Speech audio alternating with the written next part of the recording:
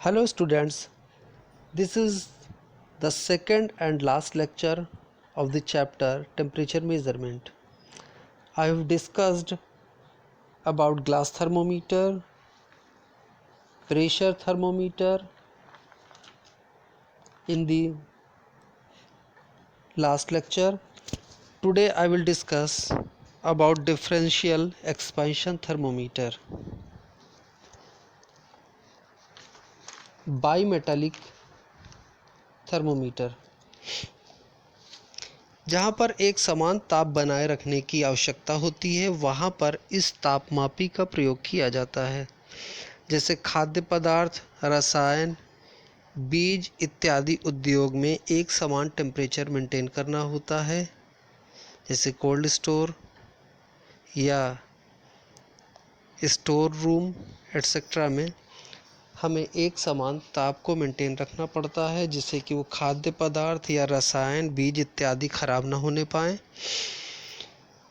वहाँ पर इस बाईमेटालिक थर्मोमीटर का प्रयोग किया जाता है। यहाँ पर बाईमेटालिक थर्मोमीटर का प्रिंसिपल दिखाया गया है। इसमें दो अलग अलग प्रकार की धातुओं को जोड़कर एक पत्ती बनाई जाती है, जिसे बाईमेटालिक स्ट्रिप कहते हैं। इस बाईमेटालिक स्ट्रिप में इनवार, ब्रास, मोनल मेटल या स्टेनलेस स्टील का प्रयोग किया जाता है। इन दो प्रकार की धातुओं में थर्मल एक्सपेंशन अलग अलग होता है। एक धातु की पत्ती का या एक धातु का थर्मल एक्सपेंशन अधिक होता है तथा दूसरी धातु की पत्ती का थर्मल एक्सपेंशन कम होता है।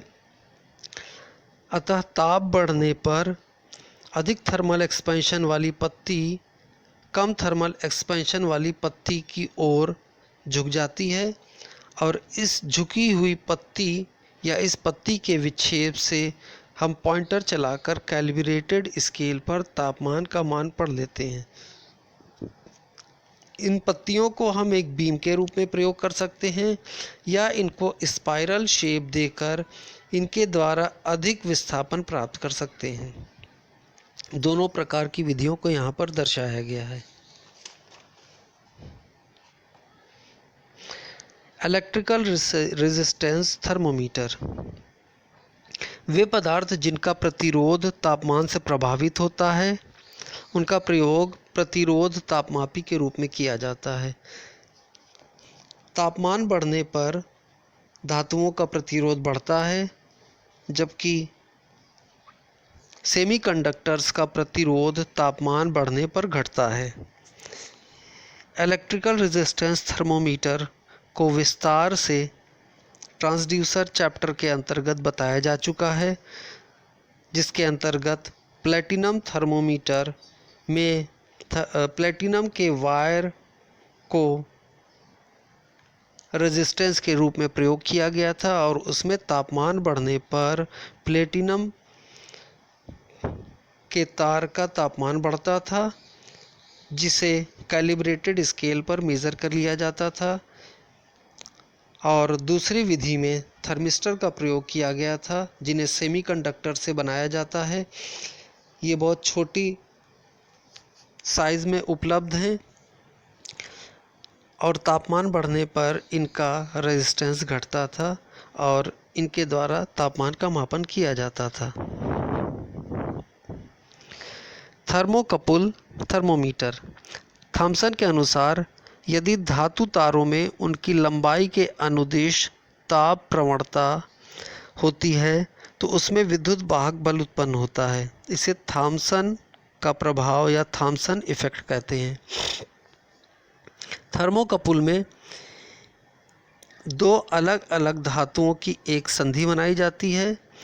इसमें एक संधि को एक रेफरेंस टेम्परेचर पर रख दिया जाता है तथा दूसरी संधि को उस स्थान पर रखा जाता है जिस स्थान का टेम्परेचर हमें मेज़र करना होता है।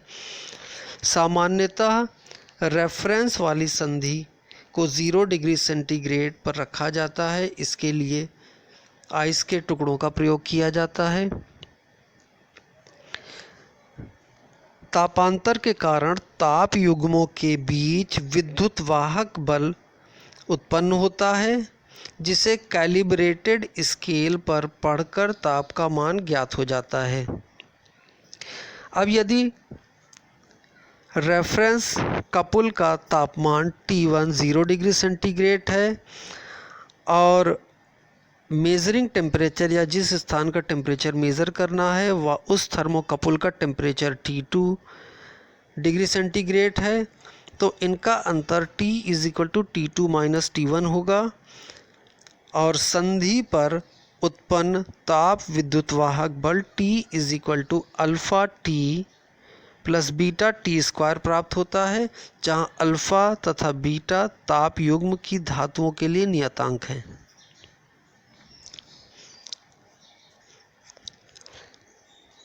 थर्मोकपल का ताप बढ़ने पर ताप के अनुपात में या ताप के प्रोपोर्शनल में विद्युत वाहक बल बढ़ता है, जिसे एक सीधी रेखा से दर्शाया गया है, अर्थात इनमें लीनियर संबंध है, रेखीय संबंध है। यहाँ पर विभिन्न ताप युग्म की धातु तथा उनका परास बताया गया, अर्थात इनको कितने से कितने डिग्री सेंटीग्रेड के बीच यूज़ किया जा सकता है। यहाँ पर थर्मोकपल्स के नाम बताए गए हैं, उनका टेम्परेचर रेंज तथा उनकी क्वालिटी बताया गया है। यदि कॉपर और कंस्टेंटिन का थर्मोकपल यूज़ किया जा रहा है तो यह -185 से 340 डिग्री तक पे कार्य कर सकते हैं, यह इनकी टेम्परेचर रेंज है। ये सस्ता होता है। यदि आयरन और कंस्टेंटिन का थर्मोकपल यूज़ किया जा रहा है तो यह -18 से 815 डिग्री सेंटीग्रेड तक कार्य करता है, यह भी सस्ता होता है। क्रोमेल और कांस्टेंटिन का थर्मोकपल प्रयोग किया जा रहा है तो वह -18 से 535 डिग्री के बीच कार्य करेगा। इनका आउटपुट काफ़ी उच्च होता है। यदि क्रोमेल और एल्युमिनियम का थर्मोकपल प्रयोग किया जा रहा है तो यह 315 से 1090 डिग्री तक का तापमान का मापन करेगा। एल्युमिनियम प्रयोग होने के कारण ये ऑक्सीकरण प्रतिरोधी होता है। यदि प्लेटिनम और रोडियम का थर्मोकपल प्रयोग किया जा रहा है तो वह 700 डिग्री से 1482 डिग्री सेंटीग्रेड तक कार्य करेगा, यह काफ़ी महंगा होता है। थर्मोकपल्स में उत्पन्न विद्युत वाहक बल बहुत कम होता है, इसलिए अधिक वोल्टेज प्राप्त करने के लिए थर्मोकपल को पैरेलल या सीरीज़ में जोड़कर प्रयोग किया जाता है। यहाँ पर थर्मोकपल को सीरीज़ में जोड़कर प्रयोग किया जा रहा है। एक ओर थर्मोकपल का तापमान T2 तथा दूसरी ओर T1 है। इसमें विद्युत वाहक बल = N × ताप युग्म, एक ताप युग्म का विद्युत वाहक बल के बराबर होता है, जहाँ N ताप युग्मों की संख्या है। ताप युग्मों के श्रेणी क्रम को थर्मोपाइल भी कहते हैं। यहाँ पर समांतर क्रम के ताप युग्म को दिखाया गया है, जिसमें एक ओर T1 टेम्परेचर तथा दूसरी ओर T2 टेम्परेचर है और इनका तुल्य विद्युत वाहक बल अर्थात कुल विद्युत वाहक बल E = E1 + E2 + E3 + E4 बटा में 4 होगा, यदि 4 थर्मोकपल प्रयोग किए जा रहे हैं।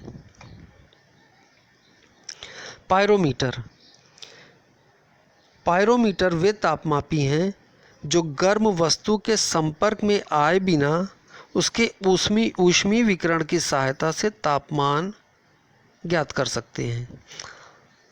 अभी तक जिन भी युक्तियों को प्रयोग किया जा रहा था उनको उस इन्वायरमेंट या उस पदार्थ के संपर्क में रखना होता था जिसका तापमान का मापन किया जा रहा था। परंतु यदि बहुत अधिक ताप है या कोई मशीन चल रही है, उस चलती हुई मशीन के विभिन्न कंपोनेंट्स का टेम्परेचर हमें दूर से ज्ञात करना है तो वहाँ पर पायरोमीटर की सहायता से तापमान का मापन किया जा सकता है। पायरोमीटर दो प्रकार के होते हैं, radiation pyrometer and optical pyrometer. यहाँ पर रेडिएशन पायरोमीटर का एक चित्र दिखाया गया है। रेडिएशन पायरोमीटर गर्म वस्तु की उत्सर्जित ऊष्मा को मापकर उस वस्तु का तापमान बताते हैं। जब कोई वस्तु गर्म होती है तो वह विद्युत चुंबकीय तरंगें उत्सर्जित करती है और इन विद्युत चुंबकीय तरंगों को एक बिंदु पर फोकस करके उस बिंदु पर थर्मोपाइल को लगा दिया जाता है और उसके द्वारा उत्पन्न ईएमएफ को नापकर उसके अनुपात में तापमान का मान कैलिब्रेटेड स्केल पर ज्ञात कर लिया जाता है। रेडिएशन पायरोमीटर विकिरण की ऊष्मा को परावर्तित करके तापमान का मापन करती है, इसलिए निम्न युक्तियों को प्रयोग किया जाता है। थर्मोकपुल और थर्मोपाइल, जिसके विषय में मैंने अभी आपको बताया था। दूसरे युक्ति में फोटो इलेक्ट्रिक ट्रांसड्यूसर का यूज़ करते हैं। इसमें विकिरण को फोटो इलेक्ट्रिक ट्रांसड्यूसर पर डाला जाता है, जिससे उत्पन्न फोटो करंट द्वारा तापमान का मान ज्ञात होता है। तीसरी युक्ति बोलोमीटर है, जिसमें प्लेटिनम या निकिल की पत्तियों को व्हीट स्टोन ब्रिज की दो भुजाओं में लगाया जाता है। इसमें से एक पत्ती पर विकिरण डालने से उसका प्रतिरोध बढ़ जाता है, जबकि दूसरी पत्ती वातावरणीय परिवर्तनों के लिए प्रयोग की जाती है और ब्रिज के आउटपुट वोल्टेज के द्वारा हम कैलिब्रेटेड स्केल पर तापमान के मान को पढ़ लेते हैं। ऑप्टिकल पायरोमीटर, यहाँ पर एक डिसअपीयरिंग फिलामेंट ऑप्टिकल पायरोमीटर का चित्र दिखाया गया है।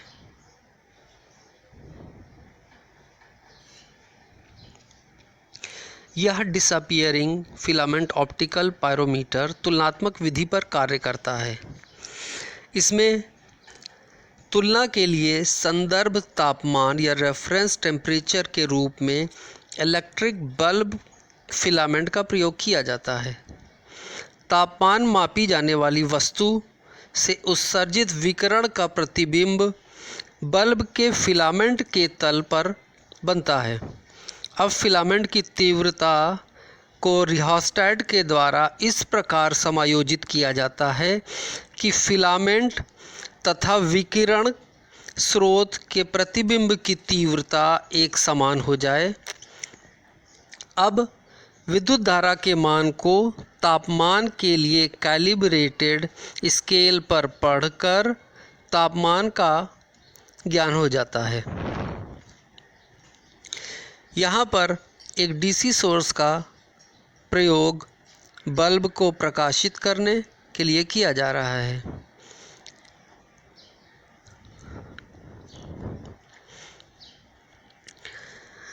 Comparison of images of filament and hot source. Hot source तथा फिलामेंट की इमेजेस का कंपैरिजन यहाँ पर दिखाया गया है, जो इस पायरोमीटर में दिखाई देता है।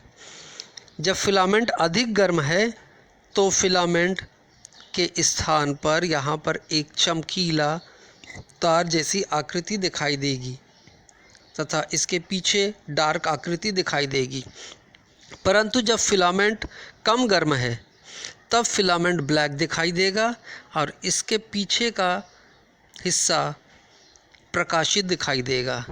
परंतु जब फिलामेंट तथा स्रोत का तापमान समान होगा तब ना तो सोर्स दिखाई देगा और ना ही फिलामेंट दिखाई देगा। इससे यह पता लग जाता है कि अब बल्ब के फिलामेंट तथा टेम्परेचर सोर्स जिसका तापमान मापना है, दोनों